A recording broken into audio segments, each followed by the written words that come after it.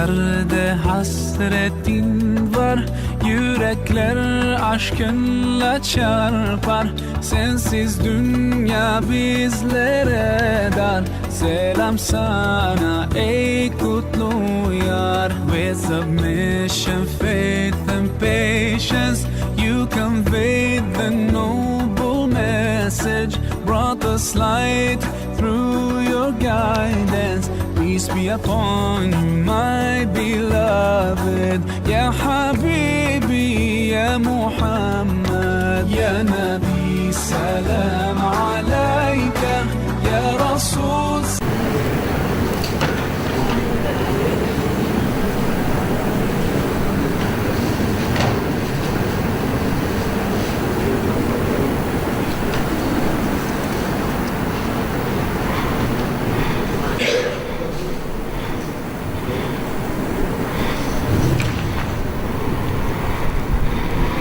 Muka surat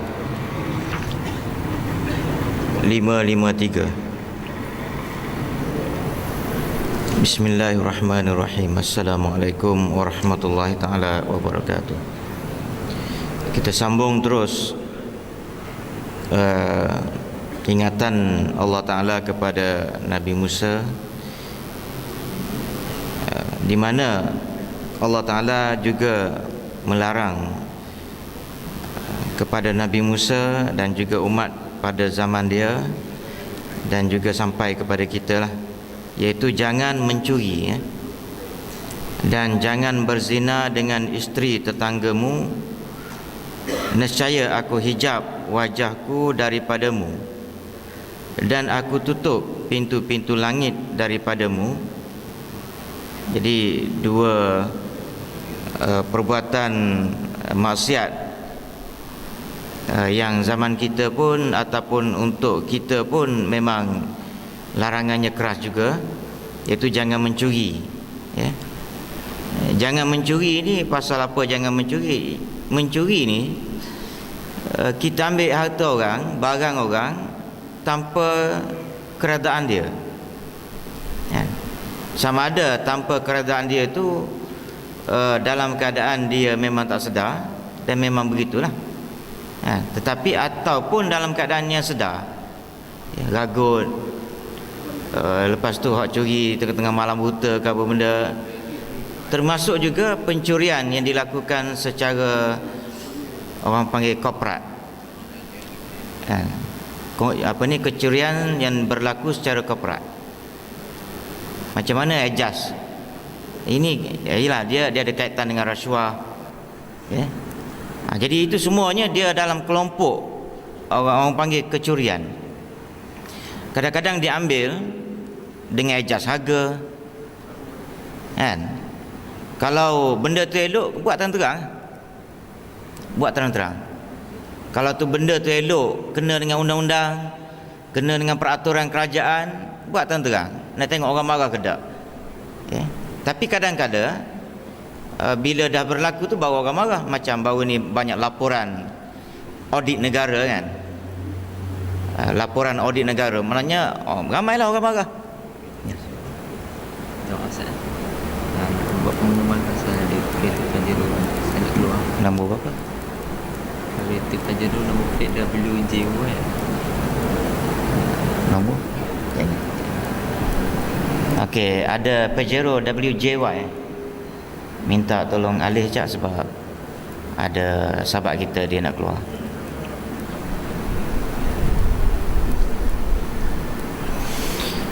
Jadi laporan audit negara tu menggambarkan satu bentuk kecurian yang dilakukan oleh orang-orang cerdik, orang politik, orang pakai tai, baju kot. Bila didedahkan dalam parlimen, ada rakyat yang jenis buat tak apa, tak kisah, tak ada kena-mengena dengan aku. Ada hak kisah, ambil peduli, maka dibuatnya wacana turun semualah. Tapi benda penyelewengan ini dipanggil kola putih ni berlaku setiap tahun. Laporan keuangan laporan audit negara tu dibuat setiap tahun dan banyak penyelewengan berlaku. Tetapi kelebihan yang ada pada Malaysia ni, kita tidak sensitif dengan pembaziran wang bilion ringgit, kita tak sensitif. Ya. Tak kisah, sebab kalau bercakap dengan orang kampung, dia kata apa dia? Dia kata biarlah demo ambil. Demo ni bahasa Pahang lah. Demo ambil duit, demo tanggung lah akhirat besok. Itu orang kampung. Hak bandar pun, hak cerdik pun jadi dia buat tak tahu je. Ya. Jadi kecurian yang dibuat oleh orang yang dikata apa ni, korporat ataupun ahli politik. Kemarin dulu satu rumah yang mana dia punya tuan rumah dia tu telah kehilangan barang bernilai 185,000, termasuk barang kemas kan, 3 hari lepas yang dilarikan oleh orang gaji dia. Maknanya barang kemas, barang tu yang dilarikan tu bernilai RM185,000. Maknanya tuan-tuan, dia kadang-kala barang kemas ni duduk dalam rumah, dah tahu dah ada orang gaji ke apa benda. Hatta kalau tak ada orang gaji pun, iyalah, maknanya kalau tengok gaya tu, dia shoot gambar tu, barang kemas itu dia letak dalam beg. Dia letak dalam beg. Sepatutnya letak dalam peti ke, itu baru kena. Itu satu. Cara Islamnya dia tak katalah maknanya tawakal kita ni sampai perangkat letak dalam beg biasa. Dalam rumah kita ada orang luar. Siapa orang luar? Orang gaji tu orang luar lah. Jadi letak dalam keadaan tidak selamat. Kalau orang curi dari sudut Islam pun dia orang panggil tak kena tawakal kita tu. Tawakal kita tu dia kena letak dalam peti. Barang kemas, barang berharga kan, letak dalam peti. Kalau curi juga, itu baru kena hukuman berat. Cari penat-penat duit, beli barang kemas, lepas tu orang curi. Jadi menasabahlah kalau Islam meletakkan satu hukuman, potong tangan dia kalau dah sabit kesalahan. Kalau dah sabit baik, sabit ni apa benda? Sabit ni cukup dengan saksi. Cukup dengan saksi, itu sabit dia. Mahkamah menentukan memang betul awak curi, tak boleh lagi dah, pendakwaan dia kuat, hukum potong tangan. Lepas tu ada pula orang cerdik, dia kata kesian lah ke dia curi, takkan kerana curi potong tangan kan. Habis kita tak timbulkan persoalan, dia curi barang tu 185,000 katakan. Yang kawan tu cari duit, kadang-kadang dia cari duit tu sampai tak sembahyang. Tak sembahyang cari duit. Dapat duit beli barang kemas, keluarnya apa dia? Keluarnya lepas subuh. Balik dekat maghrib. Letih, kadang-kadang tak sembahyang. Jadi kita tak fikir kawan tu susah cari berpuluh tahun, dia senang je ambil dalam masa sejam dua. Jadi kita kena imbang lah, kena imbang. Hak Tuhan buat tu comel dah. Jangan duk kata tak kena lah dia ambil duit, tiba-tiba kita potong tangan ke apa benda. Jadi itu satu. Yang kedua, boleh jadi yang hilang duit tu, barang tu, ialah maknanya ada yang tak kena, tak bersih ke. Itu satu andaian lah, kita pun tak tahu. Zakat tak keluar ke, kadang-kadang tak perasan.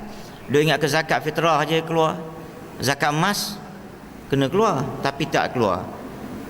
Maka berlakulah benda yang telah berlaku pada diri dia. Baik, itu pertama, jangan mencuri. Yang kedua, jangan berzina dengan isteri tetangga. Kadang-kadang jiran suami dia pergi keluar, ada orang pergi usik isteri dia, berzina. Allah Ta'ala kata, aku akan hijab wajahku dengan orang yang berzina dengan tetangga, dan akan tutup pintu-pintu langit daripada dia. Maknanya Allah Ta'ala nak gambarkan sempitnya kehidupan orang yang berzina ni. Jiwa dia sentiasa keluh kesah. Nampak gaya je dia senang dengan kayanya apa benda, tapi jiwa dia keluh kesah. Ada satu perasaan bersalah, kecuali dia bertaubat. Sebab tu ruang bertaubat ini kita nak promote kepada orang, buat salah taubat. Jangan putus asa daripada rahmat Allah. La taqnatu min rahmatillah. Ayat yang lain min rauhillah. Jangan putus asa daripada rahmat Allah. Jadi pasal apa dia? Sebab bila kita melakukan kesalahan, kita rasa sempit dada, bersalah. Dia kalau tanya orang-orang yang melakukan perbuatan yang tak elok ni, macam perzinaan ke apa benda, walaupun suka sama suka, tapi lepas buat tu dia rasa menyesal, tension. Lepas tu lama, seminggu dua ke sebulan ke, mari balik perasaan nak buat. Lepas buat tension dia kata. Jadi tension tu yang sempit dada tu, yang dikatakan Allah Ta'ala tutup pintu-pintu langit daripadamu, akan hijab wajahku dengan engkau. Jadi kalau benda ini kita tanya kepada orang yang dia tak ada, apa ni orang panggil, tidak ada ruh agama. Maksud saya apa dia? Dia buat tu, ialah maknanya kita borak dengan dia, tanya.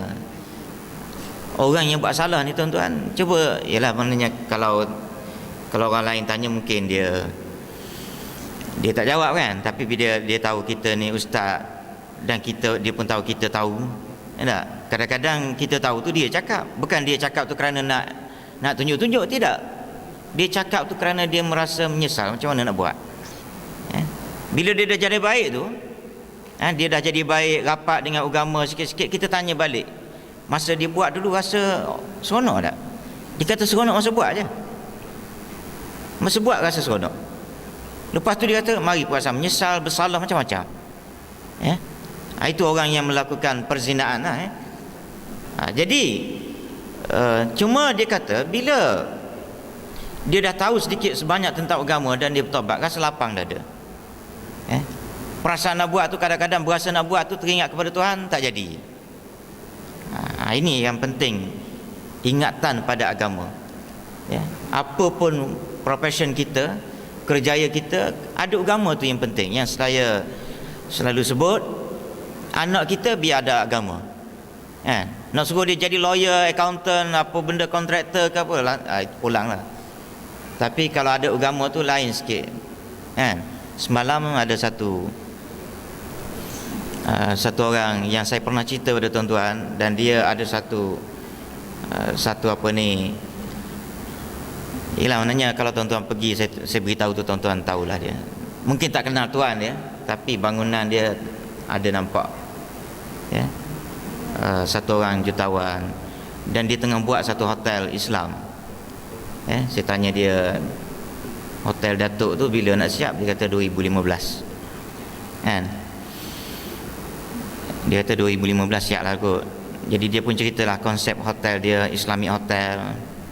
Sekarang ni Islamic hotel ni, kalau di Kuala Lumpurnya, kalau di Kuala Lumpur lah, bukan Kuala Lumpur, Selangor, area Kuala Lumpur ni, di apa, De Palma.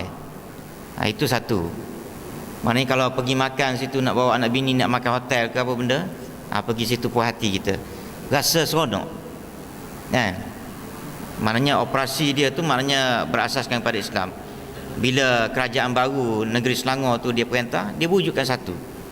Di Selangor, di Shah Alam satu rasanya ada. Dia wujudkan satu hotel yang berkonsepkan Islam, tapi bertaraf 2 hingga 3 bintang gitu kot. Di Palma kan. Tapi yang dia ni buat 4 bintang je tu. Di Kampung Baru. Tuan-tuan perasan tu Kampung Baru. Dekat dengan masjid Kampung Baru. Tengah buat sekarang. Jadi dia datang kedai saya semalam, borak dengan dia. Jadi saya masa tahun 90-an tu, selalulah maknanya tengoklah anak dia yang kecil-kecil tu. Jadi anak yang kecil tu, yang nombor 2 ke nombor 3, nombor 2, datang sekali.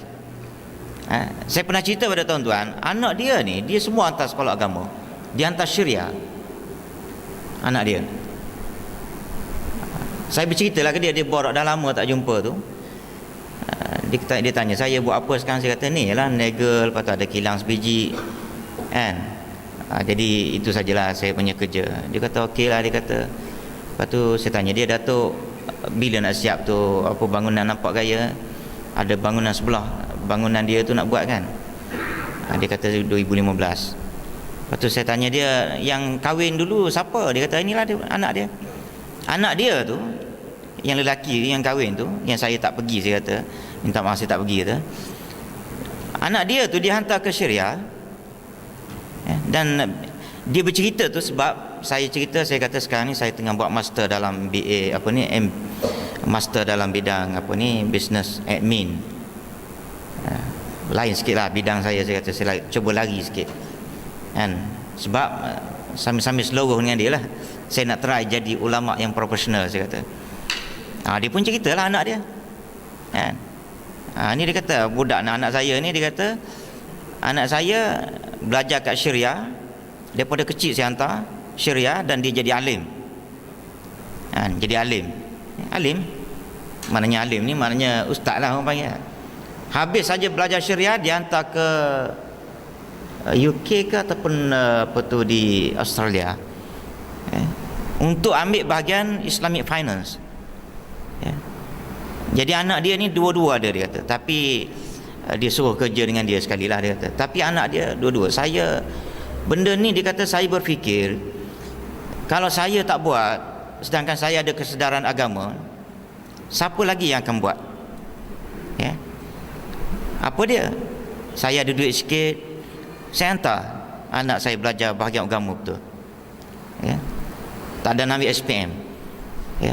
Dah siap tu balik ambil SPM. Sebab saya katakan tuan-tuan, mana-mana budak yang hafal Al-Quran, saya dapati bila dia balik Malaysia dalam usia, ialah maknanya kadang-kadang usia 19, 18, dia balik, dia ambil speed untuk SPM memang 7A ke atas. Itu kelebihan. Dan key dia di Malaysia ni, tak apalah saya nak lagi tajuk sikit lah supaya ini motivasi lah pagi-pagi Di Malaysia ni kunci dia persijilan duduk pada SPM. Betul tak? SPM, bukannya PMR, tak ada. Jadi kalau kita hantar anak kita untuk buat hafiz ke, belajar agama ke, lepas tu balik-balik buat SPM, ambil setahun hantar ke mana-mana swasta punya tuition ke apa benda, budak memang pick up otak dia. Ada kawan saya banyak, dia sekarang ni dia ada satu pusat tahfiz di Johannesburg, Afrika Selatan, di perkampungan orang Melayu. Di situ memang saya punya kawan, masa saya bertugas di Universiti Melaya dulu, dia buat satu kajian 9 bulan tentang orang Melayu di Johannesburg. Dan di sana ada satu pusat tahfiz. Dia ajar bahasa Inggeris sekali dengan bahasa Inggeris, bahasa Arab. Budak yang pergi sana Melayu kita, balik saja dia ambil SPM tak kurang 7A ke atas. Itu dia. Sebab tu bila saya cerita lagu ni tuan-tuan, saya rasa tuan-tuan akan rasa rugi. Anak-anak tuan-tuan duit ada, dia belanja tak banyak. Sekitar RM200, RM300 sebulan. Kalau di Afrika, Johannesburg. Hantar sana, anak balik ambil SPM 7A, masuk apa dia? Masuk bahagian accountant, kemudian orang panggil doktor ke apa benda. Kalau dah layak doktor lah. Tak seronok, maknanya anak jadi doktor tapi hafal Quran. Bahasa Arab boleh, bahasa Inggeris boleh. Tapi anak kawan saya tadi, dia dia ambil hafiz dan juga alim, dua-dua. Dia hafiz ni, dia agama ni ada dua tuan-tuan. Kalau kita suruh anak kita hafiz sajalah, dia reti hafal, tapi dia tidak mahir agama. Tapi di sana tu dia buat ni, macam ni. Hafal Quran, dah hafal Quran, okey, dia open satu lagi. Nak belajar alim ni apa dia? Belajar agama. Kalau nak belajar ambil lebih kurang 2 tahun lagi. Ataupun balik ambil SPM, lepas tu pergi balik. Itu pulang macam-macam. Tapi nak ceritanya, yang ramai daripada anak-anak kawan saya yang mana dia hafal Al-Quran, hafiz, tetapi di peringkat degree dia ambil accountant. Biasanya kawan-kawan yang meniaga lah, accountant dengan dengan yang jenis finance, macam dia Islamic Finance. Jadi bila dah ada roh agama, kerja kerajaan ke, kontraktor ke apa benda, takut tuan-tuan nak buat. Nak buat yang orang panggil jenis-jenis penyelewengan, pencurian duit tadi yang kita bincang tadi. Jadi itu yang saya rasa, kalau tuan-tuan ada anak tu, bolehlah hantar. Saya ingat bulan 12 ke atau bulan 1 saya nak try pergi ke Johannesburg tu. Kalau sekiranya meyakinkan, saya ingat mungkin masjid kita boleh tolong arrangekan siapa-siapa nak hantar anak tu pergi. kan, pergi sana. Lepas PMR pun saya pun ada cadang, anak saya ada satu orang. Lepas tu ada satu orang anak doktor pakar, dia bincang dengan saya nak hantar sana. Pergi 2 tahun hafal, sudah elok dah hafal Quran, dekat umur 17 tahun sini ambil SPM, dia balik belajar SPM. Kena ada lah seorang anak lelaki saya tak ada lagi yang jenis hafal Quran. Anak perempuan ada dah, yang kahwin hari ni itu anak perempuan yang hafal Quran. Dan dia ambil bidang sains, tapi akhir sekali saya minta dia supaya tukarlah.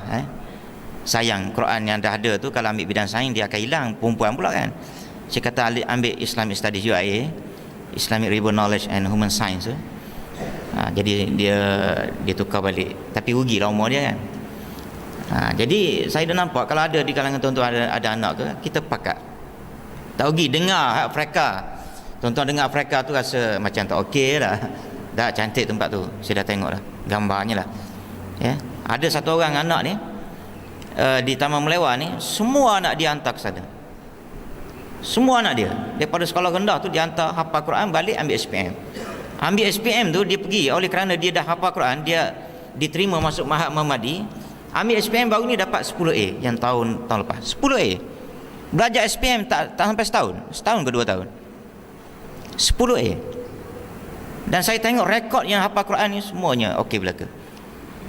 Mesti 7A ke atas. Jadi saya ingat satu benda yang cantik lah untuk kita kita buat kan. Baik.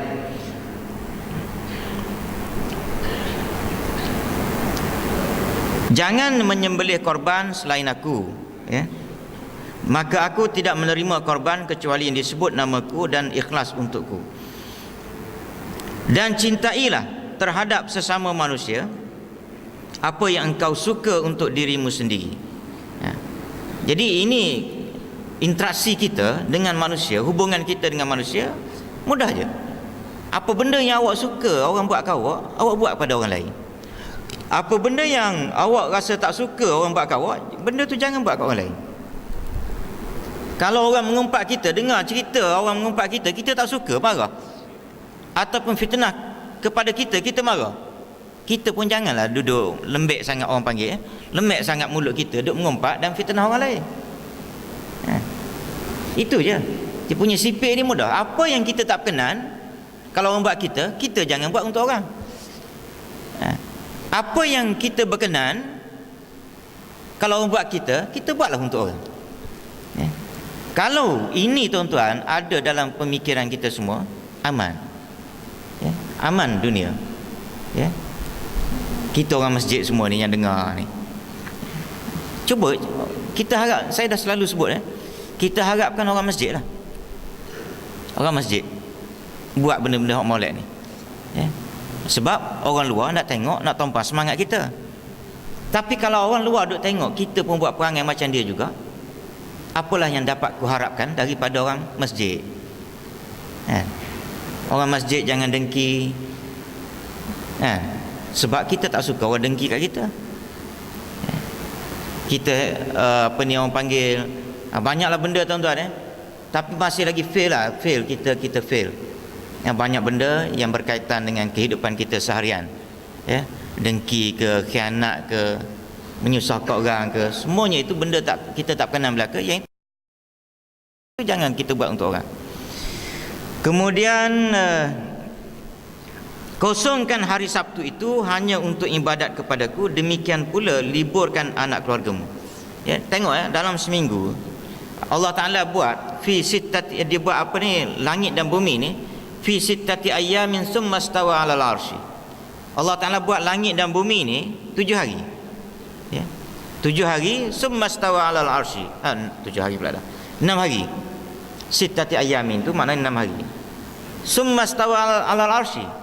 Lepas 6 hari buat langit bumi tu, dia relax.